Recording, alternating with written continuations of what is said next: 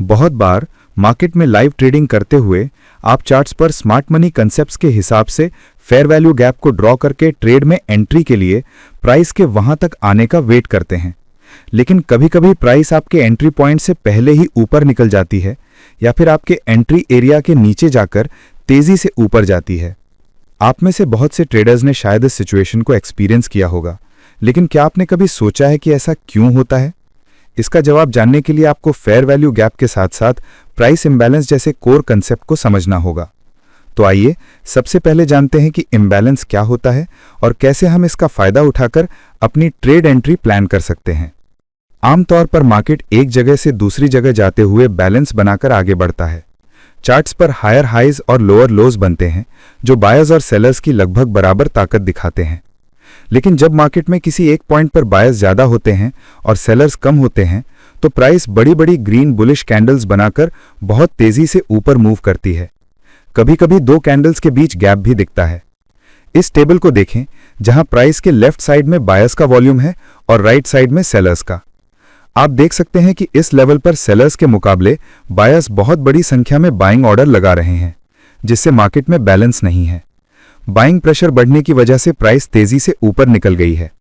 Buyers और sellers के बीच बन रहे इसी इम्बैलेंस को हम प्राइस इम्बैलेंस कहते हैं, जो हमें चार्ट पर कैंडल्स के रूप में दिखता है। उदाहरण के लिए लेफ्ट साइड के चार्ट में प्राइस ऊपर जाते समय कैंडल्स लगभग एक दूसरे के हाई को टच करते हुए बढ़ रही हैं।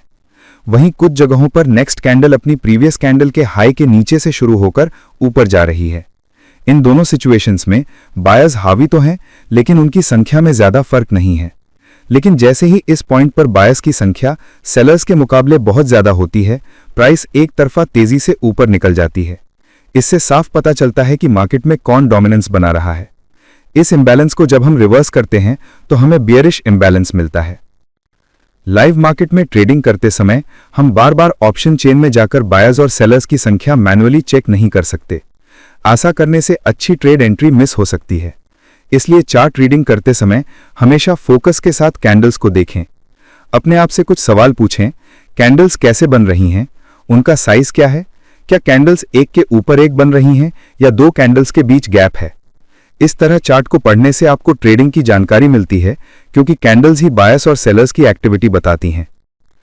चार्ट पर जब दो कैंडल्स के बीच गैप बनता है तो उसे हम प्राइस इम्बैलेंस या फेयर वैल्यू गैप भी कहते हैं। जब भी यह बनता है तो मार्केट के उस गैप को भरने के लिए वापस आने की संभावना ज्यादा होती है। इसीलिए हम ऐसे एरिया में ट्रेड एंट्री के लिए प्राइस के आने का वेट करते हैं। लेकिन क्या चार्ट पर बना हर इम्बैलेंस ट्रेड एंट्री के लिए सही होता है? जवाब है नहीं। इस चार्ट में प्राइस ऊपर जाते समय कई जगहों पर इम्बैलेंस बना रही है। अगर हमें अप ट्रेंड में लॉन्ग ट्रेड लेना है तो हमें यह समझना होगा कि किस इम्बैलेंस एरिया में सबसे अच्छा रिस्क टू रिवॉर्ड रेशियो मिलेगा। इसके लिए हमें प्राइस मूव को प्रीमियम एरिया और डिस्काउंटेड एरिया में डिवाइड करना होगा। हम हाई से लो तक एक लाइन खींचकर उसके 50% के ऊपर के एरिया को प्रीमियम और नीचे के एरिया को डिस्काउंट कहते हैं। ठीक नीचे एक सपोर्ट एरिया है, क्योंकि प्राइस पहले भी यहां से सपोर्ट लेकर ऊपर जा चुकी है। यह इम्बैलेंस एक डिस्काउंटेड एरिया में बना है, इसलिए जो बायर्स पहली बार लॉन्ग ट्रेड में एंट्री नहीं कर पाए वे यहां से बाइंग करने की कोशिश कर सकते हैं। यहां आपका स्टॉप लॉस सपोर्ट एरिया के पास होने से छोटा बनता है, जबकि प्रॉफिट टारगेट बड़ा हो सकता है। इससे रिस्क टू रिवॉर्ड रेशियो बहुत बढ़िया है, जिससे आप छोटे स्टॉप लॉस के साथ बड़ा प्रॉफिट हासिल कर सकते हैं। यह एक लो रिस्क ट्रेड एंट्री बन जाती है। पहले इम्बैलेंस एरिया में आपको high risk and low reward trade मिलती है, जबकि दूसरे में low risk and high reward trade मिलती है। इसीलिए प्राइस का इस एरिया में आने का वेट करना बहुत जरूरी है।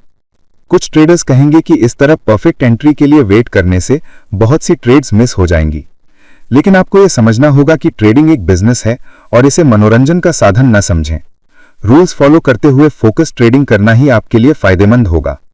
जब भी प्राइस इम्बैलेंस एरिया में आने के बाद चार्ट पर बुलिश कैंडलस्टिक पैटर्न बनता है, तब आप यहां लॉन्ग ट्रेड में एंट्री कर सकते हैं। ट्रिक नंबर 2, जब भी इम्बैलेंस एरिया को प्राइस सिर्फ एक बार टच करके सीधी रिवर्स होती है तो प्रॉफिट के चांसेस सबसे ज्यादा होते हैं। जैसे कि अगर एक ही कैंडल इस एरिया में लंबी लोअर विक बनाकर क्लोज होती है और अगली कैंडल उसके ऊपर निकलती है तो ये एक हाई प्रोबेबिलिटी सेटअप है। लेकिन अगर पहली कैंडल इम्बैलेंस एरिया के बाहर क्लोज करती है और नेक्स्ट कैंडल भी बाहर जाकर फिर से अंदर आती है तो ये एक लो प्रोबेबिलिटी सेटअप है। यहां आपके ट्रैप होने की संभावना ज्यादा होती है। इस सिचुएशन में जब तक प्राइस इम्बैलेंस एरिया के बाहर नहीं निकलती तब तक ट्रेड एंट्री न करें। अगर मार्केट बुलिश ट्रेंड में है तो हमेशा डिस्काउंट एरिया में बने इम्बैलेंस के पास लॉन्ग ट्रेड में एंट्री करने की कोशिश करें।